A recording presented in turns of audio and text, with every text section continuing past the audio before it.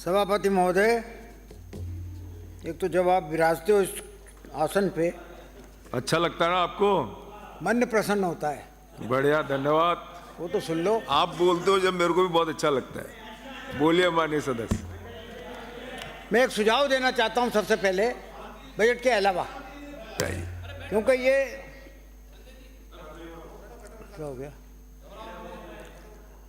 ये राज्य भाषा विभाग का ये आदेश है कि जितने भी आपके समस्त सरकारी विभाग हैं उनका हिंदी का, उनमें हिंदी का तो काम होगा, और हिंदी का कार्य जो है वो हिंदी यूनिकोड मंगला फ़ॉन्ट में होगा।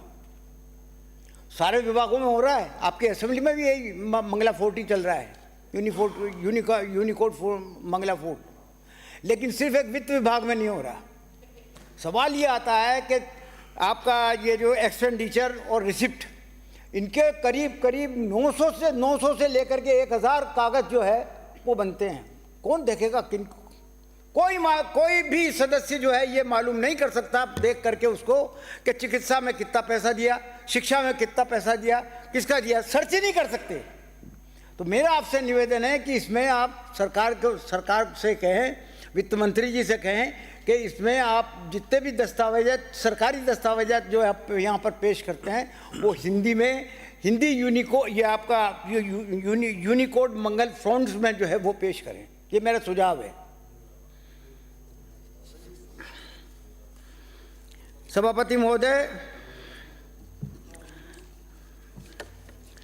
मैंने माननीय पुष्पेंद्र सिंह जी का भाषण बहुत तसल्ली से सुना। क्या पता आप कहाँ से आंकड़े ले आए।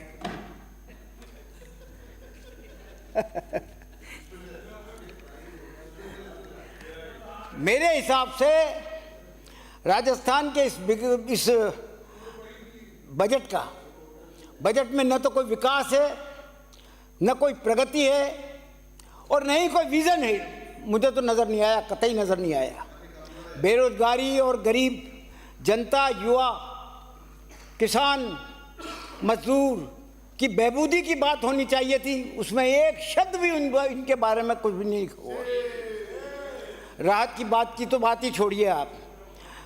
सरकार नए विचारों से बिल्कुल खाली है, वही पुराने ढर्रे पे चलती रहना चाहती है अपने विचारों के दायरे में। असल में देखा जाए तो इच्छा शक्ति है ही नहीं सरकार के पास, कोई इच्छा शक्ति नहीं है। 2023-2024 में सभापति महोदय, जब पूरे देश की जीडीपी वृद्धि दर 9.60% थी, तब हमारे कार्यकाल में राजस्थान में जो वृद्धि हुई वो 12.56% की थी। हमारे प्रधानमंत्री मनमोहन सिंह के पिछले 10 साल के कार्यकाल में जीडीपी की विकास दर 7.4% थी, जो कि इन 10 सालों में अगर एवरेज देखें उसकी तो सिर्फ 6% आता है। ये वो आंकड़े हैं जो आपके ही किताबों के द्वारा दिए गए हैं। कैपिटल एक्सपेंडिचर की बात करिए आपने, कहाँ गए पुष्पेंद्र जी?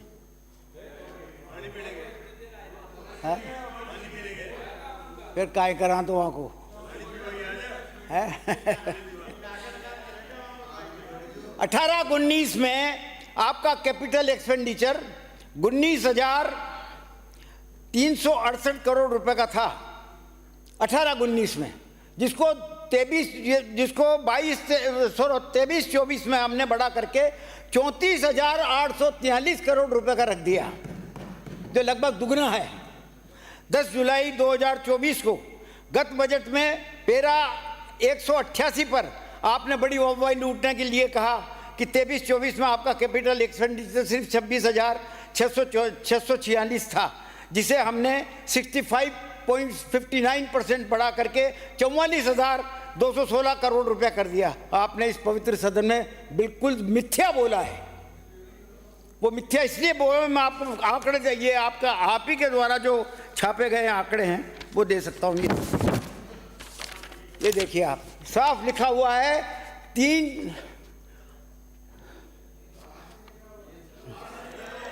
3 अरब 48 करोड़ 43 तो 348435133 ये लिखा हुआ, साफ लिखा हुआ है। कितना गलत बोलते हो आप? क्योंकि डॉक्यूमेंट जो आपने रखे ना इस सदन की पटल पर रखे, उसमें 23-24 में आरई में कैपिटल एक्सपेंडिचर 34,843 करोड़ रुपया आपने बता दिया। आप ही ने बताया है कि हमारा इतना था, और बोल कुछ और रहे हो, 26,000 बता रहे हो, और आपके आप ही के दिए हुए कागज 34,000 से भी ऊपर बता रहे हैं।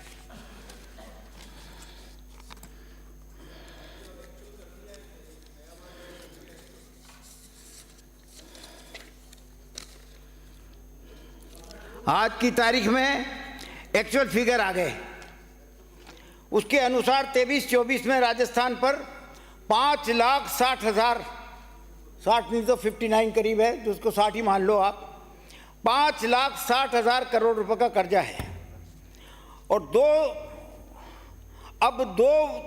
अब राज्य सरकार का कर्जा हो जाएगा 7,26,385। 2 साल में राजस्थान की सरकार ने 1.5 लाख करोड़ रुपए का कर्जा ले लिया। तो मेरा तो ये निवेदन है सभापति महोदय इस सरकार से कि इनके जाते जाते ये राजस्थान पे 10 लाख करोड़ रुपए का कर्जा छोड़ के जाएंगे। जाना तो तय है, और 10 लाख रुपए का कर्जा भी तय है। कैपिटल एक्सपेंडिचर आपका 44,216 करोड़ रुपए का प्रावधान था। दिसंबर 2024 में वो घटा करके आपने 22,000 करोड़ रुपए का रख दिया, यानी कि 52%। और आरई में 44,216 को जो किया आपने, उसको सिर्फ 15% कम कर दिया। ये टारगेट भी कभी पूरा नहीं होगा। कम करने के बावजूद भी आपका ये टारगेट पूरा नहीं होने वाला।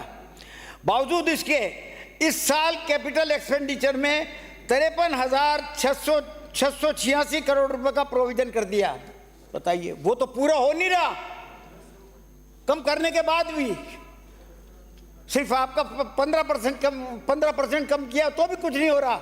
और अब आपने और क्या कर दिया कि 53,686 करोड़ रुपए का प्रोविजन कर दिया। शेख चिल्ली की बातें के पैसा आएगा कहां से?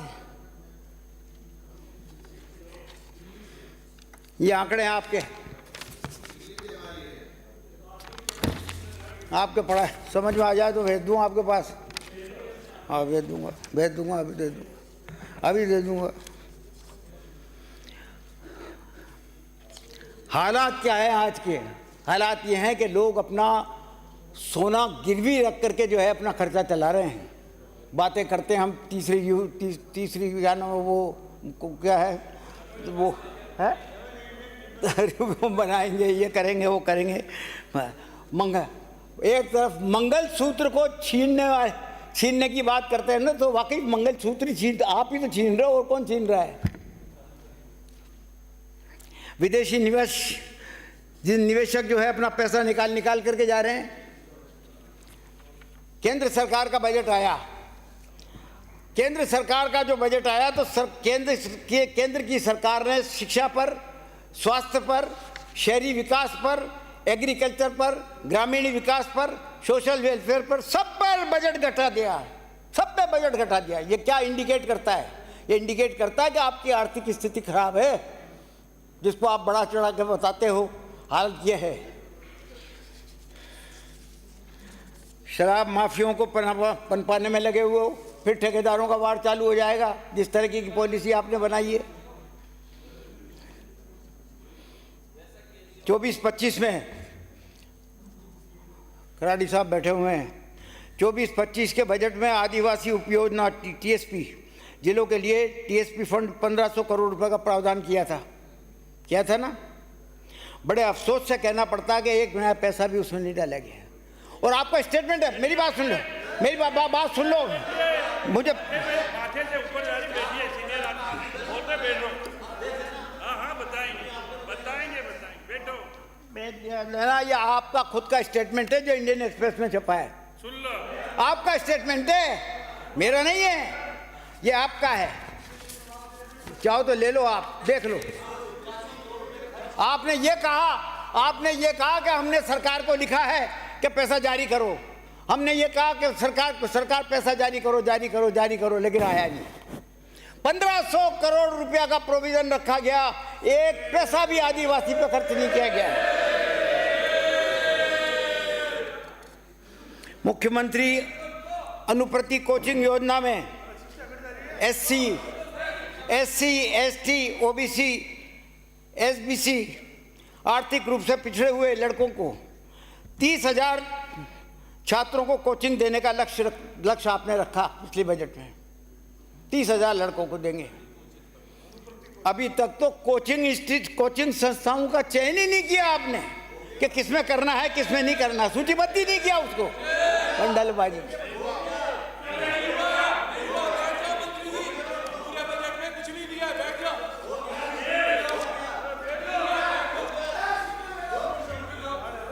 शांत रहे आप।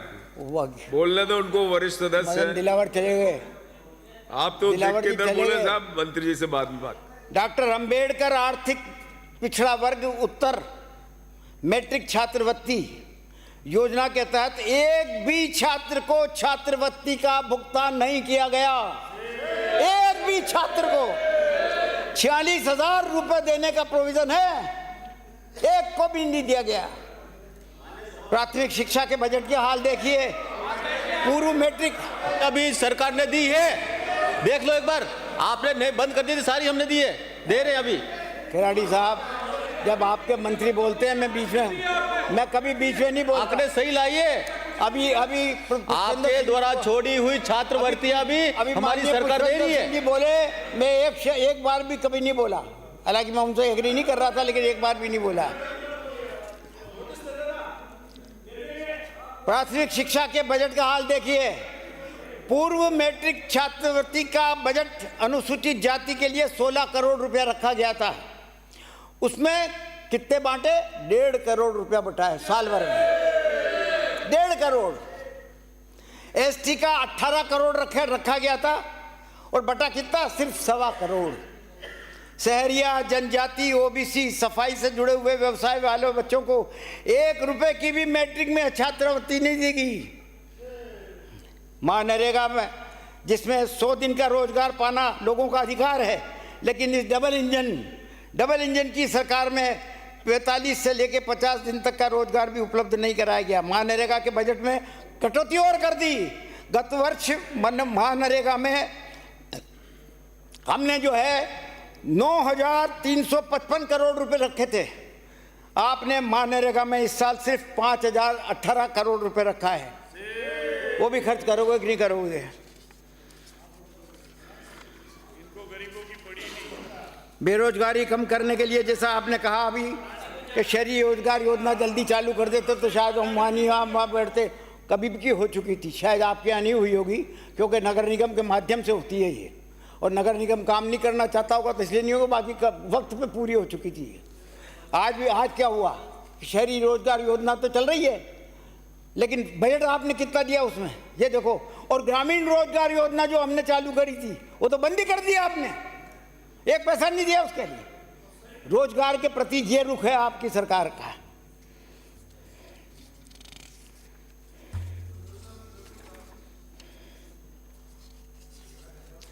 ठेका कर्मचारियों के शोषण के लिए हमने बाकायदा मुक्ति का, आप भी उस वक्त सदस्य थे विधानसभा के पिछली बार। ठेका कर्मचारियों को शोषण से मुक्ति दिलवाने के लिए राजस्थान में लॉजिस्टिक सर्विस डिलीवरी कॉरपोरेशन के गठन की घोषणा की गई थी, और उसकी अधिसूचना अभी तक जारी नहीं हुई।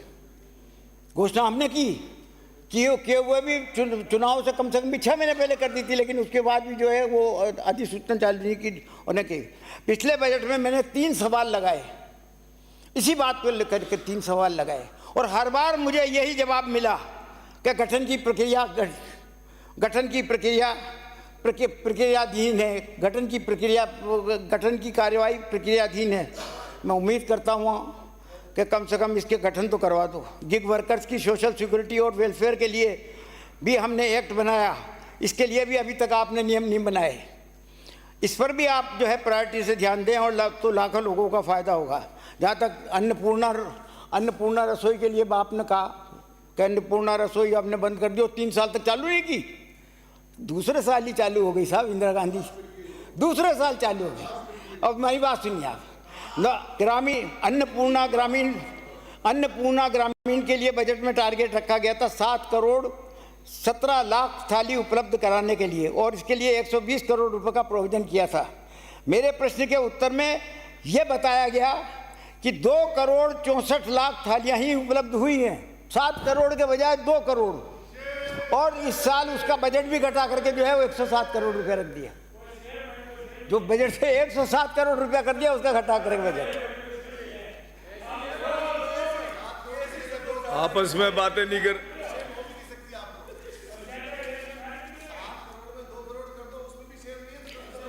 मैंने सभापति महोदय, मैं खत्म कर रहा हूं, आप चिंता न करें। समय आपके पास नहीं, वो कई बार समय अभी तो पर्याप्त।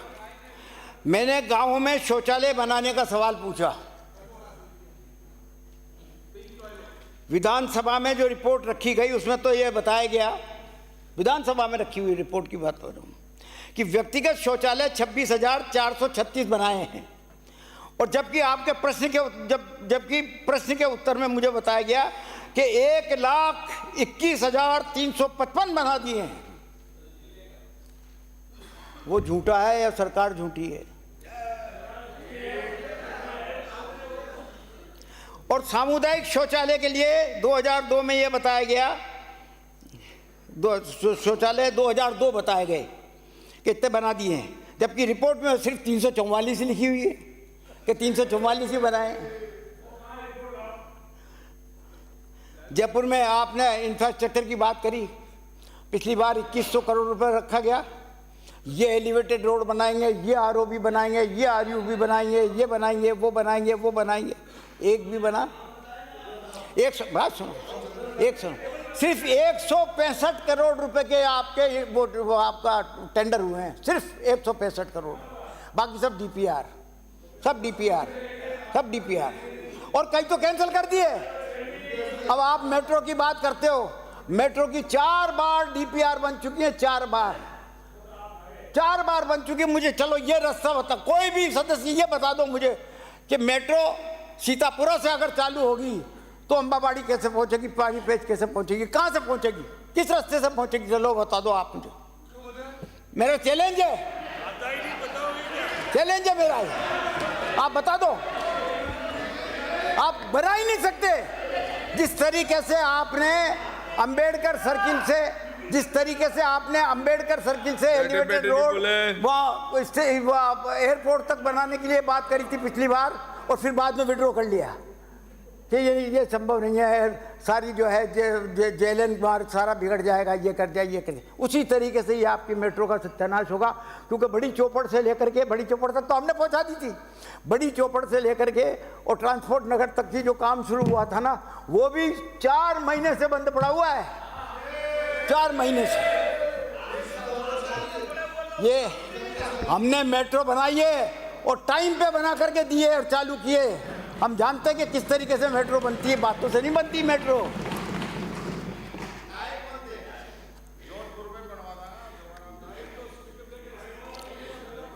तो मैं तो सभापति महोदय आखिर में यही कहूंगा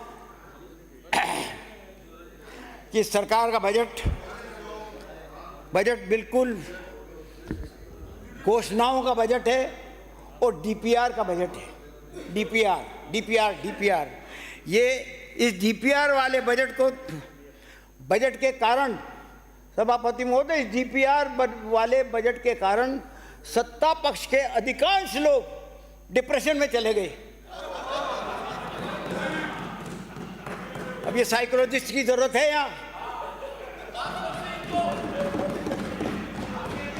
जिस चीज के लिए ये थोड़ा दिखवाओ शरीर को जिस चीज के लिए पूछते हैं उसके लिए कहते हैं कि स्वीकृति जारी हो गई, डीपीआर बन रही है, हो जाएगा, चिंता मत करो। अब ये कहाँ तक आदमी डिप्रेशन में जाता ही है। और कई डिप्रेशन में चले गए।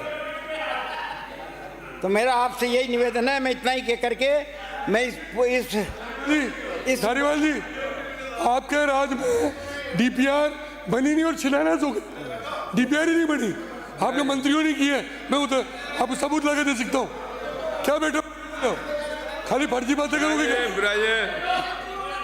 विराजिए मान्य सदस्य, आप भी शांत रहे, बोलने दें। डीपीआर क्या होती है ये भी जानते हो कि नहीं जानते? कभी बनाई है क्या डीपीआर? मैं इसका पुरजोर विरोध करता हूं और सभापति महोदय आपने मुझे टाइम दिया उसके लिए बहुत बहुत धन्यवाद। धन्यवाद। श्री